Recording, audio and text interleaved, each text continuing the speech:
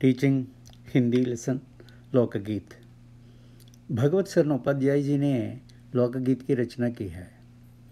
इसका अर्थ है कि उन्मीकीकरण। देखिए, पहले उन्मीकीकरण का अर्थ है రైటింగ్ స్టైల్, అతని యొక్క ధోరణి, సాహిత్య ధోరణి ఈ విధంగా ఉంటుందన్నమాట.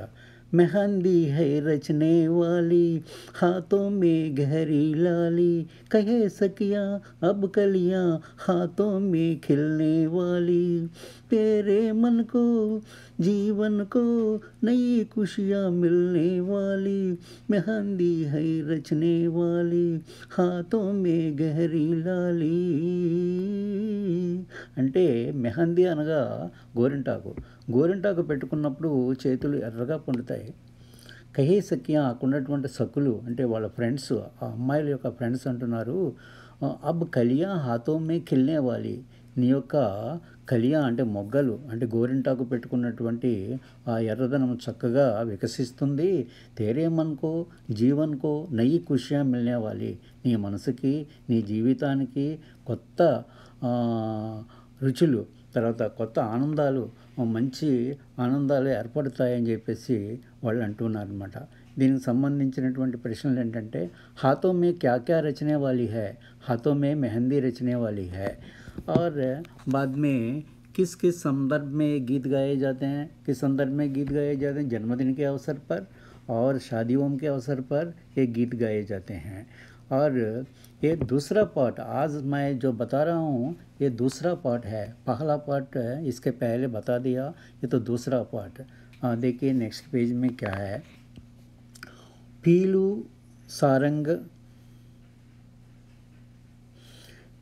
सारंग दुर्गा सावन सोरठ आदि हैं. कहरवा बिरहा धोबिया आदि देहात में बहुत गाए जाते हैं और बड़ी भीड़ आकर्षित करते हैं. ఏ వేరు ప్రాంతాల్లో వేరు రూపాలతో వేరు పాటలతో వేరు పేర్లతో ఉంటాయి అక్కడ. అయినప్పటికీ కూడా అందులో ఉన్నటువంటి ప్రతి వారు కూడా పాడేది లోక సాహిత్యమే కాబట్టి ఇవి అన్ని లోకగీతాలే. వేరు ప్రాంతాల్లో వేరు పేర్లు ఉంటాయన్నమాట. इनकी भाषा के संबंध में कहा जा चुका है कि ये सभी लोकगीत गाँवों और इलाकों की बोलियों में गाए जाते हैं. ఎక్కువగా ఇక్కడ లోకగీతాలు ఎలాగుంటాయంటే ప్రతి గ్రామంలోనూ, తర్వాత అక్కడ ఉండేటువంటి ఇలాకే అంటే ప్రాంతాలు, చిన్న ఏరియాల్లోనూ కూడా బోలియో స్టైల్స్ అంటే మాట్లాడేటువంటి స్టైల్ అన్నమాట. అంటే మాండలికాలు, ఆ మాండలికాల్లో పాడుతుంటారు. అంటే వారందరికీ మొత్తం భాష అంతా అన్ని చోట్ల ఒకే భాష ఉండదు. తర్వాత వీళ్ళ భాషకి కొన్ని జానపద గీతాలకి లిపి ఉండదు, అంటే స్క్రిప్ట్ ఉండదు. వాళ్ళు పాడేస్తూ ఉంటారు. మనసులో ఆనందంగా ఊహ వచ్చినప్పుడు ఆ ఊహ బయటికి చెబుతూ ఒక రాగం రూపంలో పాడుతూ ఉంటారు. అదే జానపద గీతాలు అన్నమాట. इसी कारण ये बड़े आह्लादकर और आनंददायक होते हैं. राग को तो इन गीतों के ఆకర్షక్ होते हैं. ఇక్కడ ఉన్నటువంటి ఆ పాటలో ఉన్నటువంటి రాగాలు చక్కగా ఆకర్షింపబడతాయి అందరినీ కూడా. इनकी समझी जा सकने वाली भाषा भी इनकी सफलता का कारण है. ఇంత సక్సెస్ అయిందంటే దాని కారణం ఏంటంటే అక్కడ ఉండేటువంటి భాష. ఆ భాష సరళంగా ఉంటుంది. ఆ సరళంగా ఉన్నప్పుడు తేలికగా అర్థమైపోతుంది. అదేవిధంగా పాటల యొక్క స్టైల్ కూడా అలాగే ఉంటాయి. भोजपुरी में करीब 20-40 बरसों विदेशिया का प्रचार हुआ है.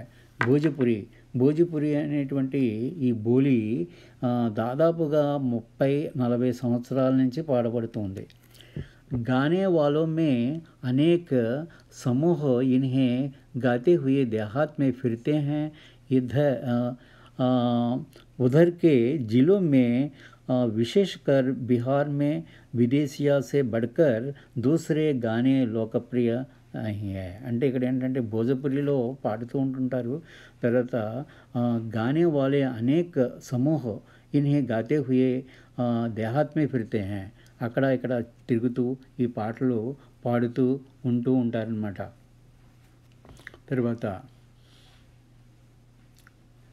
जंगली जातियाँ आदि के दल गीत होते हैं. वे अधिकतर विरह गीत गाए जाते हैं. ఎక్కువగా వీళ్ళ విరహ గీతాలు పాడుతూ ఉంటారనమాట. తర్వాత ఇంకో విషయం ఏంటంటే పురుష్ ఏక్ ఓర్ और स्त्रियां दूसरी ओर एक दूसरी के जवाब के रूप में दल बांधकर गाते रहते हैं. వీళ్ళు పురుషులు ఒకవైపు తర్వాత ఆమ్, ఈ స్త్రీలు ఒకవైపు రెండు పార్టీలుగా చెంది వాళ్ళు కవాలి టైపులో ఈ పాటలో పాడుతూ ఉంటారనమాట. ఈ విధంగా ఈ పాటలు పాడుతూ ఈ సాహిత్యానికి ఒక చక్కటి రూపాన్ని తీసుకుని వస్తారు. మంచిగా అందంగా అనేక చోట్ల పాడుతూ ఉంటారు. ఈ పాటల్లో రకరకాల స్టైల్, రకరకాల డ్యాన్స్తో పాటు ఇవి పాటలు పాడుతూ ఉంటారనమాట. తరువాత जंगल की जातियाँ आदि के दल होते हैं. వేరే దళాలు అంటే ఇక టీమ్గా మారుతారట. టీమ్గా మారి పాటలు పాడుతూ ఉంటారనమాట. తర్వాత पुरुष एक ओर और स्त्रियां दूसरी ओर एक दूसरे के जवाब के रूप में दल बांधकर गाए जाते हैं. ఒక దళంగా అవి వీళ్ళు పాటలు పాడుతూ ఉంటారనమాట. చాలా వరకు విరహ గీతాలు పాడుతూ ఉంటారు. పురుషులు ఒకవైపు, స్త్రీలు ఒకవైపు కలిసి కవాలి చేసి ఆ కవాలి విధంగా మాట్లాడుతూ ఉంటారు, పాటలు పాడుతుంటారు అనమాట. తర్వాత ఇందులో ఉన్నట్టు కొన్ని కఠిన పదాలు ఉన్నాయి చూడండి. విదేశీ అనగా భోజ్పూరి గానగేయాలు అనమాట. భోజ్పూరికి సంబంధించినటువంటి గానగేయాలు. తర్వాత అల్హా అంటే తర్వాత పారాగ్రాఫ్లో వస్తుంది. అల్హా అంటే ప్రదేశం పేరు అనమాట. ఈ ప్రదేశం పేరు ఇక్కడ అల్హా. ఈ అల్హాలో ఒక రాజుగారు అతని యొక్క కవి పాడుతూ ఉంటాడు. చూడండి ఇక్కడ తర్వాత పేరాలో ఏంటంటే, एक दूसरे प्रकार के बड़े लोकप्रिय गाने अल्लाह के हैं. ఏక దూసరే అంటే ఒకరు పాడుతుంటారు, అది అనుసరిస్తే మిగతా వాళ్ళు కూడా పాడుతుంటారు. అలాగా ఈ ఆల్హా అనేటువంటి ప్రాంతంలో ఇది జరుగుతుందనమాట. అధికతర్ ఏ బుందేల్ ఖండో మే గాయి జాతి, బుందేల్ ఖండి అధికతర్ ఏ బుందేల్ ఖండి మే గాయి జాతి హై. బుందేల్ ఖండి అంటే ప్రదేశం, ఆ ప్రదేశంలో బుందేల్ ఖండ్ అనేటువంటి ప్రదేశంలో బుందేల్ ఖండి అక్కడ భాష, వాళ్ళ యొక్క ఉపభాష అంటే మాండలికానికి సంబంధించింది బుందేల్ ఖండి. ఆ ఖండీలో పాడుతుంటారనమాట. ఆరంభతో ఇస్కా చందేల్ రాజాओं के రాజకవి జగనిక్ సే మానా జాతా హై. ప్రారంభంలో చందేల్ రాజా ఉండేవాడు. ఆ రాజుగారు యొక్క గురువు ఆ కవి గారు రాజకవి, అతని పేరు జగనిక్ అనమాట. ఆ జగనిక్ సే మానా జాతా హై, అప్పటి నుంచి పాడబడుతుందని చెప్పి అందరూ అంగీకరిస్తున్నారు. జిస్నే ఆల్హా उदल की वीरता का अपने महाकाव्य में बखान किया అంటే వర్ణన చేశారనమాట. ఏంటి వర్ణన చేశారు ఇక్కడ? ఆల్హా ఉదల్కి వీరత, అతని ఆ రాజుగారి యొక్క పేరు అనమాట. ఆల్హా ఉదల్ అతని యొక్క పేరు. వాళ్ళ యొక్క ఆ గ్రూప్ని వర్ణిస్తూ, ఆ వీరత్వాన్ని వర్ణిస్తూ చక్కగా మహాకావ్యంలో వర్ణించాడనమాట. पर निश्चय ही उसके छंद को लेकर जनबोली में उसके विषय को दूसरे देहाती कवियों ने भी इसको समय समय पर अपने गीतों में उतारा. అంటే ముందు రాజకవి జగనిక్ రాసినటువంటి పాటలే ఆయన తర్వాత మిగతా వాడు కూడా పాడుతూ అదే ప్రదేశంలో అతని పాటలను అనుసరిస్తూ, అతని రాగాన్ని అనుసరిస్తూ ఆ గ్రామాల్లో పాడుతూ ఉన్నారనమాట. और गीत हमारे गाँवों में आज भी बहुत प्रेम से गाए जाते हैं. ఇప్పుడు ఈ గ్రామాల్లో అదే స్టైల్ ఇప్పుడు కూడా కొనసాగుతుందన్నమాట. इन्हें गाने वाले गाम गाम ढोलक लिए गाते फिरते हैं. గ్రామాల్లో ढोलक తీసుకుని తిరుగుతూ పాడుతూ అలా పాడుతూ అటు ఇటు వెళుతూ ఉంటుంటారనమాట. इसी के सीमा पर उन गीतों का भी स्थान है जिन्हें नट रस्सियों पर खेल करते हुए, అంటే అక్కడ నట్స్ అంటే ఇక్కడ గింజల మీద, తర్వాత రస్సియా అంటే రోప్స్ అంటే ఇక్కడ తాళ్ళ మీద నాట్యం చేస్తూ పాడుతూ ఉంటారనమాట. ఇక్కడ అనేక కంట ఏక్ సాత్ ఫుట్తే హై, ఎక్కువ స్త్రీలు పాడతారట. ఆ స్త్రీల పాటల్లో వీళ్ళు ఏం చేస్తారంటే అనేక కంఠాలు ఒక్కసారిగా ప్రతిధ్వనిస్తాయట. అయితే యద్యపి అధికతర్ ఉన్మే మేల్ నహీ హోతా, కొంతమంది ఏక్ సాత్ అంటే ఒకసారిగా పాడలేరట. అంటే వాళ్ళ టైమింగ్స్ తేడా వచ్చేస్తాయి. తేడా వచ్చేసి డిఫరెన్స్ వాయిస్లో డిఫరెంట్ స్టైల్లో వినిపిస్తాయి. అయినప్పటికీ కూడా ఫిర్ भी त्योहारों और शुभ अवसरों पर वे बहुत ही भले गाए जाते हैं, భలే గానే లగితే हैं. అయినప్పుడు కూడా వీళ్ళు ఆనందంగా పాడుతూ ఉంటారు. చక్కగా ఉంటుంది వీళ్ళ సాహిత్యము. బాగా పాడుతుంటారు. తర్వాత జన్మ ఆదికే అవసరం పర్ గానే కే లియే బులా హీ జాతి హై. ఏదైనా కొత్త సందర్భం, మంచి సందర్భం వచ్చినప్పుడు, పెళ్ళిళ్ళ సందర్భము లేకపోతే పుట్టినరోజు సందర్భాల టైంలో దూరం నుంచి తెప్పించుకుని పాడించుకుంటుంటారన్నమాట లోకగీతాలు. सभी ऋतुओं में स्त्रियां उल्लासित होकर दल बांधकर गाती है. చాలామంది స్త్రీలు ఉల్లాసంగా దల్ బాంధ్కర్ అంటే ఒక టీమ్గా ఏర్పడి పాడుతూ ఉంటారనమాట. పర్ హోలీ బర్సాత్ కే ఖజరీ ఆదితో ఉన్కి అప్నీ చీజ్ హై. అయితే హోలీ సమయంలో హోలీ పాటలు పాడతారు. బర్సాత్ వర్షాకాలం టైంలో వర్షాలు సంబంధించినటువంటి పాటలు పాడతారు.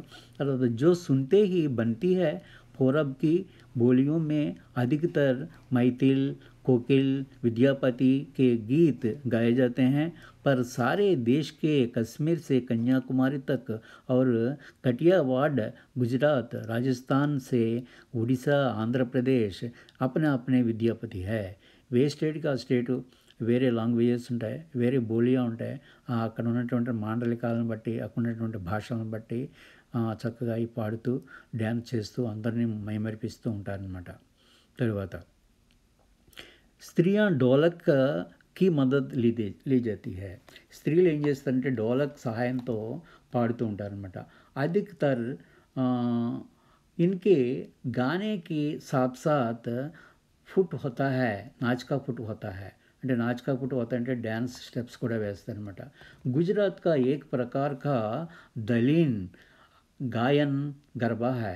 ఇక్కడ గుజరాత్కి సంబంధించినటువంటి ఈ ప్రాంతంలో దలీన్ అనేటువంటి పేరుతో ఒక గాయన్ గర్బా ఒక డ్యాన్స్ ఉంటుందన్నమాట. పాటలు ప్లస్ డ్యాన్స్ ఉంటుంది, గర్బా డ్యాన్స్. జిసే విశేష విధి మే ధీరే ధీరే అంటే विशेष विधि में घेरे में घूम घूम कर औरतें गा जाती है. విశేషంగా మంచి పద్ధతిగా ఘేరే అంటే ముట్టడించి అందరూ కూడా కలిసిమెలిసి ఒక వృత్తాకారంలో ఒక సర్కిల్గా ఏర్పడి కలిసి తిరుగుతూ ఔరతే గాతి హై, లేడీస్ పాడుతూ ఉంటారు. సాత్ హీ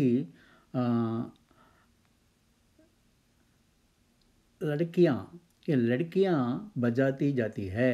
సాథియా లడ్కి. ఇక్కడ లడ్కి అంటే ఇక్కడ అంటే స్టిక్స్ అనమాట. స్టిక్స్తో వాయిస్ చేస్తూ ఆవాజ్ చేస్తూ మ్యూజిక్ వేస్తూ అంటే కర్రలతో వాయించుకుంటూ వీళ్ళు సౌండ్ చేస్తూ తాళాలు వేస్తూ చక్కగా పాడుతూ ఉంటారు. జో బాజే కామ్ కర్తీ హై ఇన్మే నాచ్ గానా సాత్ సాత్ చల్తే హై. బాజాలు కూడా వాయిస్తుంటారు, బాజాలు కూడా వాయిస్తూ చక్కగా పాడుతూ ఉంటారు. ఇన్మే నాచ్ గానా సాత్ సాత్ చల్తే హై. నాట్యము నడుస్తుంది, వాయిద్యము నడుస్తుంది, వాళ్ళే వాయించుకుంటారు, వాళ్ళే స్టెప్స్ వేస్తారు, వాళ్ళే పాడుతూ ఉంటారు. ఈ విధంగా చక్కగా అందరినీ ఆకర్షింపజేస్తారు. ఇसी प्रकार होली के अवसर पर ये गाए जाते हैं. ఇదే విధంగా హోలీ సందర్భంలో కూడా ఇదే విధంగా పాడుతూ ఉంటారు. తర్వాత गाम के గీతం కే వాస్తవ మే అనంత ప్రకార్కే హై. గ్రామ గీతాలు ఉన్నాయి చూసారు, ఆ గ్రామ గీతాలు వాస్తవానికి అనంత ప్రకార్ అంటే అనేక ప్రకారాలుగా ఉంటాయన్నమాట. తర్వాత జీవన్ జహా इटला कर लहराता है वहाँ भला आनंद के स्रोतों की कमी हो सकती है. उद्यम जीवन के ही वहाँ के अनंत संख्याएँ गाने की प्रतीक होती है. అనేక సంఖ్యలో అందరూ కలిసిమెలిసి పాడుతూ ఉంటారు. చక్కగా అందరూ కూడా వాతావరణాన్ని అందరినీ మైమరిపింపజేసి చక్కగా పాడి వాళ్ళు ఆనందాన్ని పంచుతారనమాట. That's all for today. Have a nice day. This is the second part. You can meet another video in another lesson. Thank you very much.